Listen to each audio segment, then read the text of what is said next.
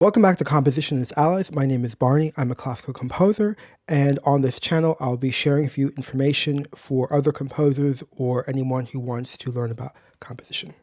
All right, so orchestration. I will be sharing with you a very French perspective on orchestration. I grew up in America, did most of my studies here in America up to a master's, but I found that the education available in America was not sufficient, and I moved to France where I studied harmony, which was integral to orchestration, and then also orchestration classes at l'École Normale de Musique. If you're looking for a good orchestration textbook as your kind of resource, then the Charles Coughlin is where you need to go. If you want to understand how the French go about orchestration, I'll just briefly give a summary. You start the first year with the classical era, Beethoven, Mozart, Haydn. Then each year is a successive era, and they give you a score. So, for example, it could be a piano sonata, and then you have a certain passage, and then you have to orchestrate it, and your teacher gives you feedback. And I find that this method is really, really invaluable, as well as the harmony training that they give you in France. So I will be sharing a lot of that and a lot of that perspective in this class, okay? All right, so what you need to do to orchestrate, the most essential thing is to know the harmony, okay? And I say that not as a detour, and I hope people actually listen very carefully. Orchestration is advanced harmony, okay? It's an extension of harmony. Yes, it's considered like an independent study that you'll just focus on, but you really need a base level harmony, which I'm going to show you. Let's look at my piece. This is my first symphony, and we'll be orchestrating measure 6. So right away we see the key signature, we see 5 flats, so therefore it can only be B flat minor or D flat major. That has to be rapid fire. We then look at the first chord, we see lots of B flats in the chord, we see some Fs which reinforce the B flat, we see D flat, so it's pretty clear it's a B flat minor triad, so it's the 1 chord. Then we skip ahead, we want some confirmation. We look at measure 6, which is what we'll be focusing on, and we'll see lots of F, okay, so that's the dominant. We see A natural, C, so it's pretty clear right away that we're on dominant. When you're orchestrating, you have to know not just the key, but also the function of that chord. Again, that's harmony. So we have a B flat minor chord going to an F major chord, so it's 1 to 5. If any of these things that I just shared with you rather rapidly, it feels too like, whoa, what is he talking about? How did you figure out the key that quickly? How did you figure out, the Roman numerals, it's 1 to 5? If any of that just feels like way too quick or like you're totally lost, then you desperately need to re-examine your understanding of harmony, because you're going to be forever crippled by everything you do afterwards. Orchestration is really, really about knowing the harmony, okay, and the space in which go together. All right, so let's assume that you feel comfortable with harmony. If you don't feel comfortable, maybe continue watching to the end just to get a feeling of the flow, but then you'll really need to work on the harmony. Okay, the first essential rule that I want to share with you is what they really emphasize in France. I don't know if they emphasize it in other schools. I didn't hear it mentioned in America, actually. And in French, we say chaque groupe doit sonner bon, which means that each musical family or group needs to sound excellent in and of itself. So the strings have to sound excellent. The woodwinds should sound excellent as a unit. And the brass and percussion, I include with them, should sound excellent as a unit. And then all together, of course, it all needs to sound excellent. This is really important when you're orchestrating, because there are times you're going to have to think, okay, just the woodwinds. And you want to make sure that they sound good as their own unit. Ideally, they'll sound as full as possible, that many times it's not going to be possible. Strings more likely so. But nevertheless, if I were to do a sectional and just target that one group, it should sound good. Now, there are exceptions. It will not always be like this, especially as you become more refined and sensitive. Then the balance, you'll know what you're doing and you won't have to rely on this. But definitely when you're first starting orchestration, I find this kind of mentality indispensable. If you want to see exceptions, then of course you can examine Debussy, in particular Pelléas and Mélisande, which is his first and only opera.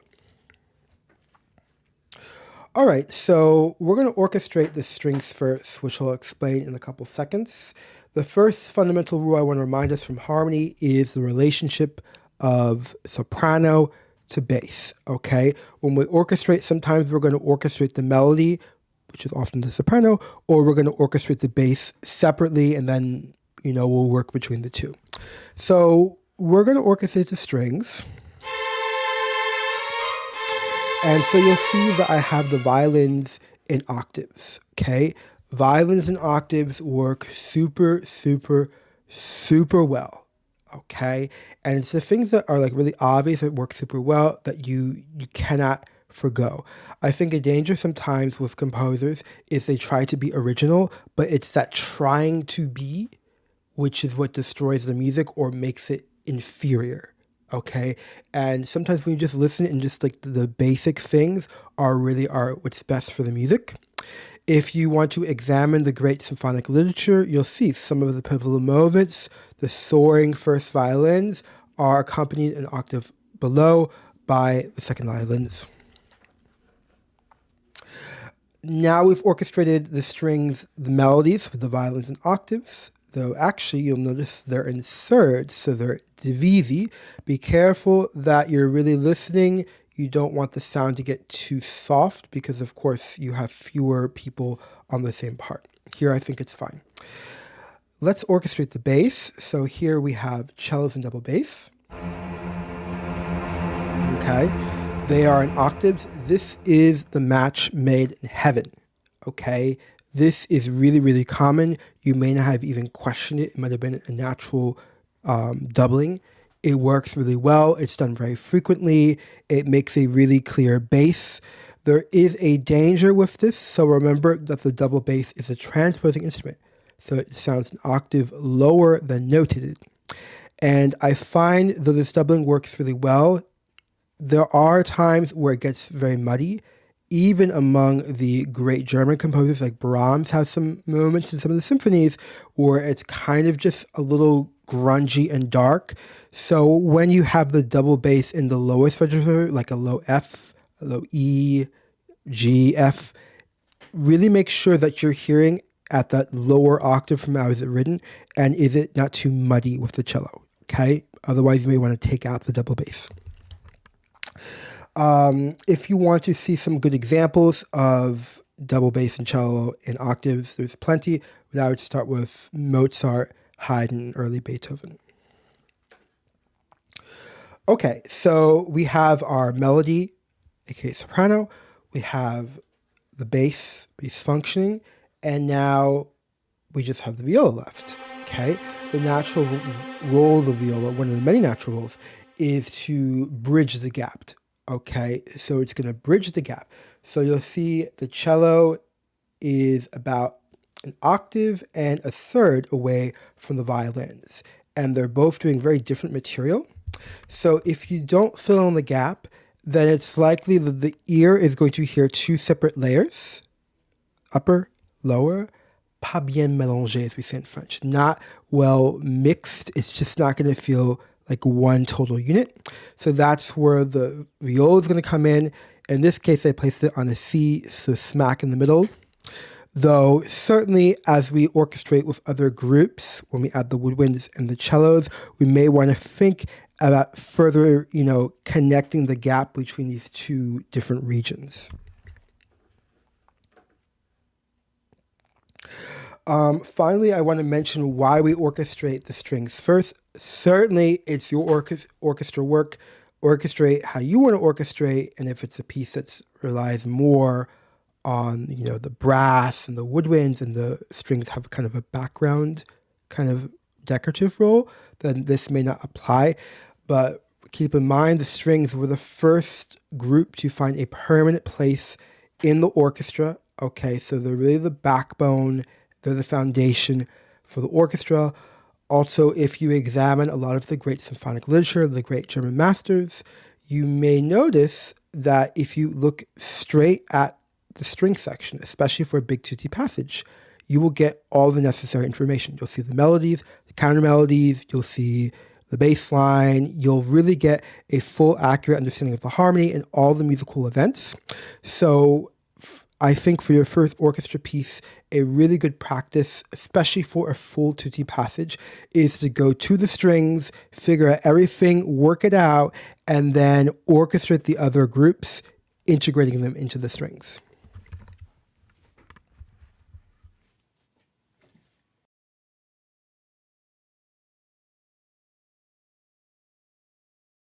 So we got the strings to sound excellent, and now we're going to add the woodwinds.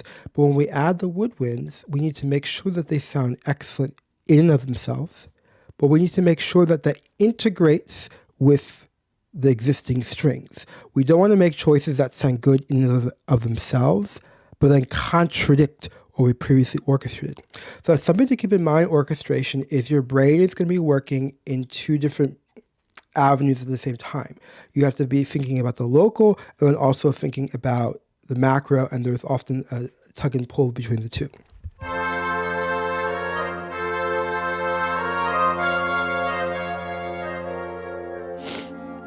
So we orchestrated the strings, we did the melody first. Let's do the reverse. Let's do the bass first. So we have the bassoons in octaves.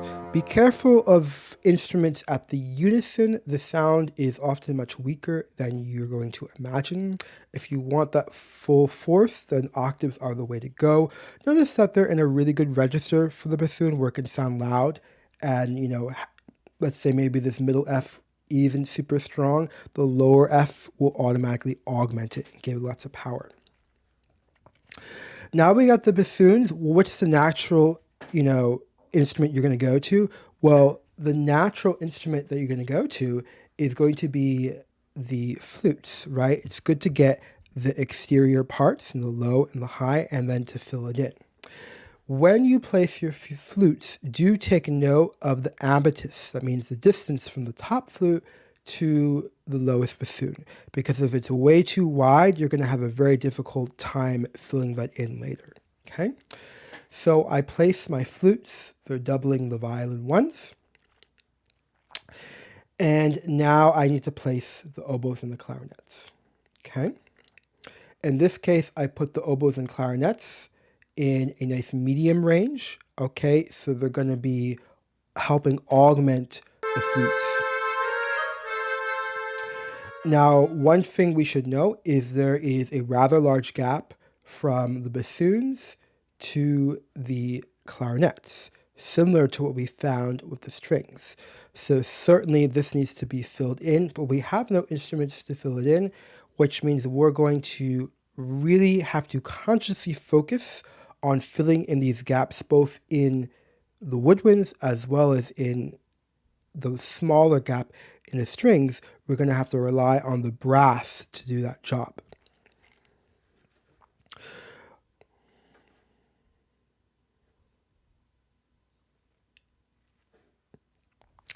Okay, so now we look at the brass. Let's look first at the trumpet. You'll notice that the trumpet is mostly absent at the very beginning of this phrase, and that's for a very simple reason.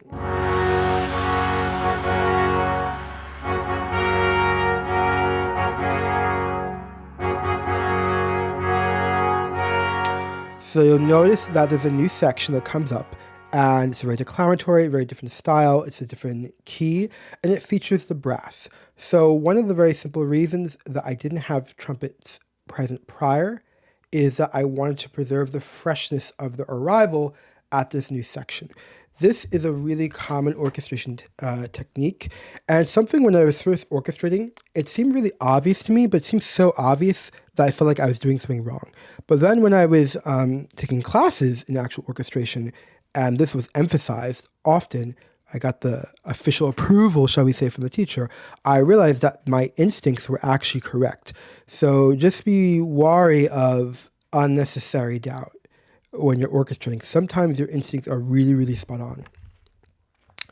on. Do note that the trumpet is playing on the downbeat of measure 6, and notice that it's piano and everyone is forte. Why would that be? Well, if you look prior, you'll see it had the melody, right? It's dubbing the the oboes an octave lower. And so it is finishing off its line, okay? And we call that good voice leading.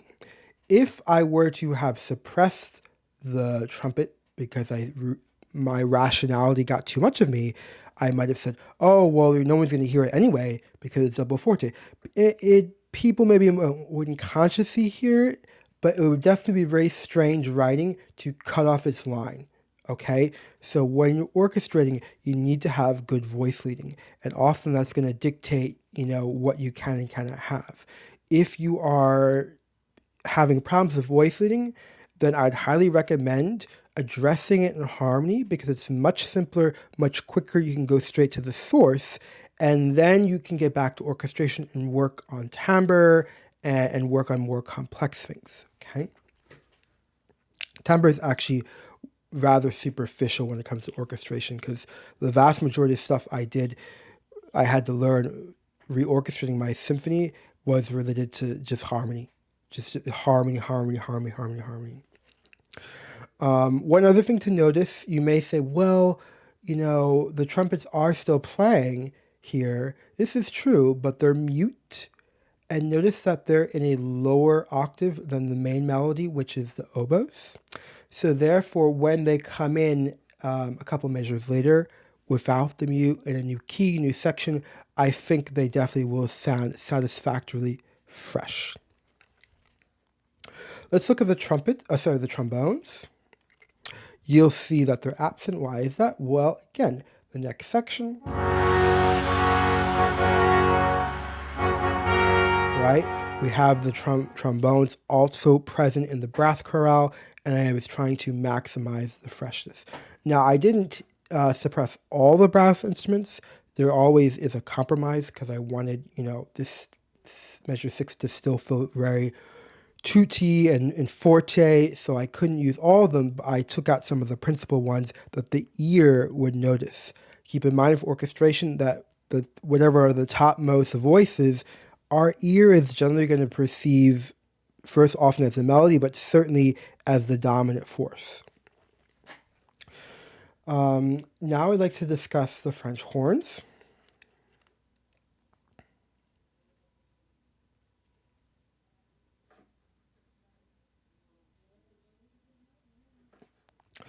Okay, so the French horns, I think, are the most important instrument in the orchestra. Now, what does that mean? It's very controversial. Of course, you have to qualify everything. You can't make blanket statements.